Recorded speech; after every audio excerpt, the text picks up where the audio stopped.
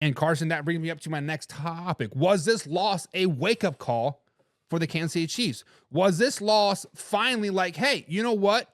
Maybe we aren't so great. Maybe we aren't a 9-0 actual team. When we look at the Kansas City Chiefs, guys, yes, they were 9-0 going into the Buffalo Bills game. They had a luck win over the Denver Broncos. I know I said it was a well-executed special teams play, yada, yada, yada. But at the end of the day, it's freaking luck. When you block a kick, it can be perfectly executed 10 out of 10 times, and only one of those times you might get to the kicker, right? It's pure luck. They held on versus the Tampa Bay Buccaneers on Monday Night Football at home, and they only had 2 double wins over a terrible Saints team and a 49ers team that was riddled with injuries. Now, the Chiefs have played 6 playoff-bound teams. 6 of them. They are 5-1 against those against those teams. And as we know, the Kansas City Chiefs get the best shot from every team week after week. We seen it week 1 when they played the Baltimore Ravens. The Baltimore Ravens come out swinging. They ultimately ended up a toenail short, but they ultimately came out swinging.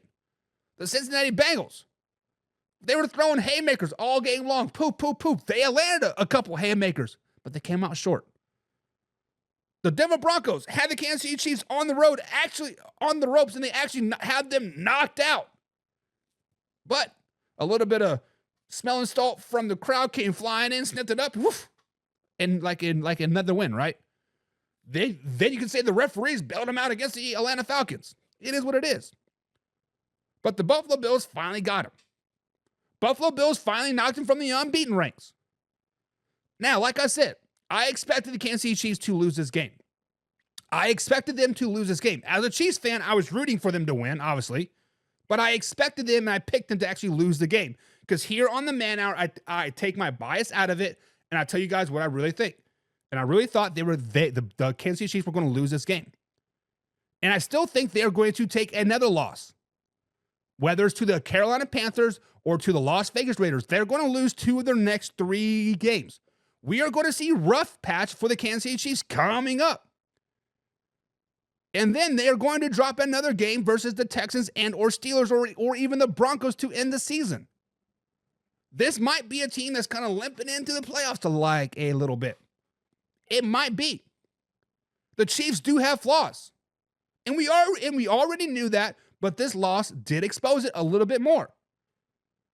And since Orlando Brown Jr., the true OBJ, left to get his money in Cincinnati, there's been a huge hole at left tackle, and the Kansas City Chiefs have yet to fill it.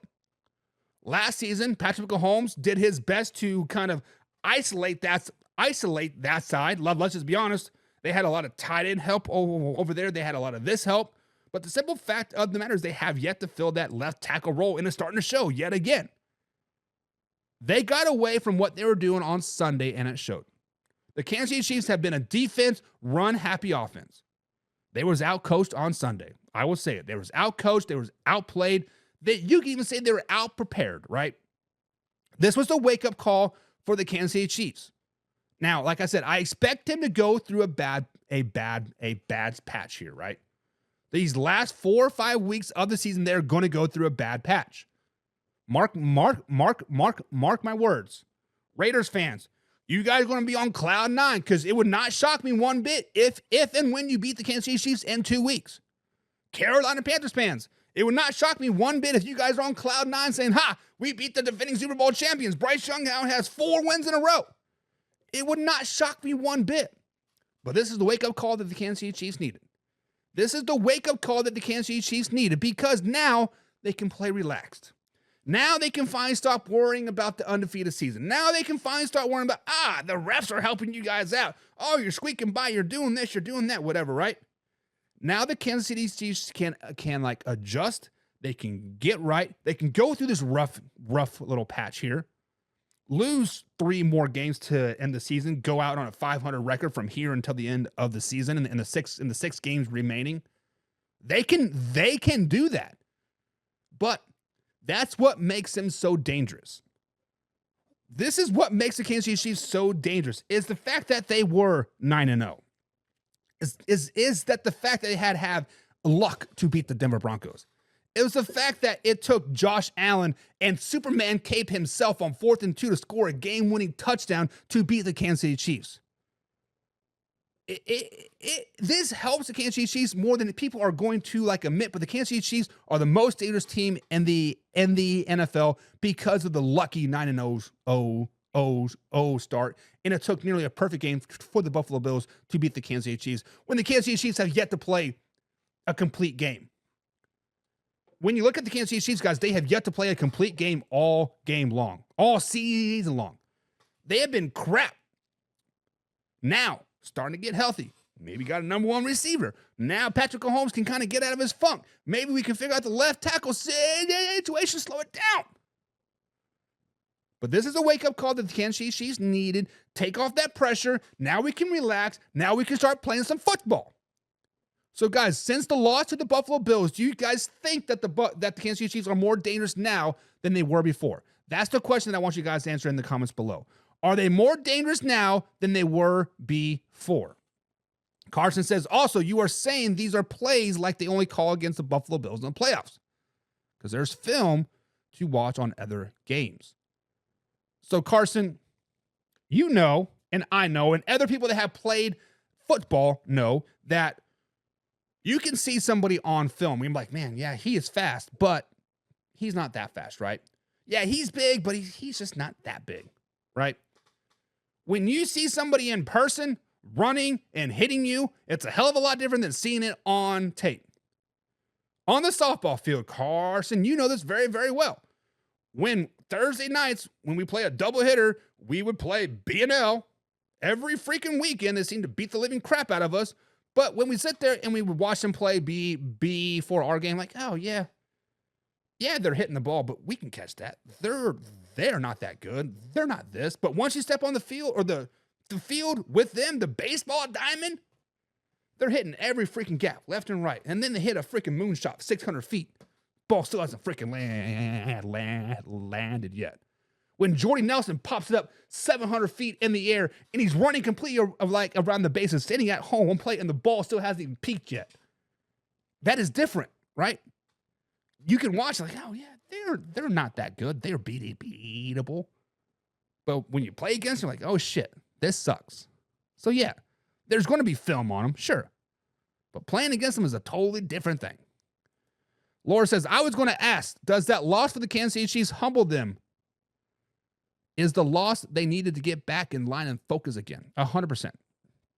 I think the Kansas City Chiefs were humble as is, right? They had their eye on the bigger prize anyways, right? They knew that they were not playing great football. Let's just be honest. Patrick Mahomes is not even a top 15 quarterback in the league right now based off of this season. But yeah, I mean, when you are undefeated, whether you're playing bad or not, you do walk around with a sense of arrogance, right? Like a little bit of ego, like a little bit of this and a little bit of that. But that loss does humble them back down. It refocuses you like a tad bit, right? So yeah, 100%. Jim Sal's the refs not being a factor except for the face mask made the difference. I'll get out of here.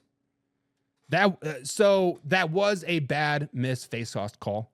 But of course, it took us from a view from 100 feet up to see the face mask. So like it is what it is. Carson says the refs bailed him out against the Bengals too. Get out of here. Get out of here. James says Casey is right where they've been the last few seasons. Only difference is they didn't lose those early games. Kansas City Chiefs historically are a team that comes on late. Usually the defense is the one that comes on late, right? Piss poor defense. Offense is playing well, but then bada bing, bada boom, the defense steps up and the offense is stepping up and boom, right? This year, maybe it's the offense that can finally step up. Jim Powell says no left tackle, so their old line is to blame. But most importantly, a part of the team. I'm not saying just because the left tackle has a big hole, he is the solely blame of everything, right? But it is a domino effect. When one of the most sought out lineman position is not very good, your blind side lineman, and Patrick Mahomes is consistently getting pressure, right? It's a domino effect. When he's used to having 4 seconds to throw the ball, now he only has 3 seconds to throw the ball. That takes his eyes over here. He has to step up faster. The wide receivers aren't in the route still. So it is a domino effect, right? It is